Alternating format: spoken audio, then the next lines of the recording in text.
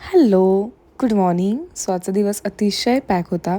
सकाळी 7 वाजता मुलं आली, देन 9 वाजता, देन परत 11 वाजता, मग 12 वाजता. असं करत करत 1 वाजता क्लास संपला. हे ट्युशन्स कंटिन्यू चालू असताना साईड बाय साईड रांगोळी काढणं असेल, जॉब काढणं असेल, घरातली कामं आवरणं असेल, हे सगळं झालेलं.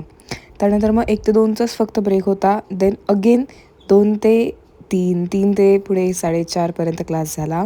आणि त्यानंतर मग विचारायलाच नको, 5 to 9 तिकडे माझं लेक्चर होतं 9th CBSEचं. एकाच क्लासवर 4 तास शिकवलं आहे. म्हणजे मुलं पण नंतर दमलेली, मी पण दमलेले. सो घरी येऊन एवढं थकवा आलेला. त्यात येता येता मग आधी मंदिरात गेले, कारण सकाळपासून अजिबातच वेळ नाही मिळालेला. मग घरी आले आणि जरा आराम केला, कारण इच्छाच नव्हती काही करायची. मग असं भजन कीर्तन ऐकून छानपैकी डायरी अपडेट करत बसले. मग मूड फ्रेश झाला आणि राम सकाळपासून लिहिलं पण नव्हतं. त्यामुळे आज मग ते लिहिलं, रीडिंग केली, स्किन केअर केला, व्हिडिओ एडिट केला, जेवण केलं आणि बाय बाय.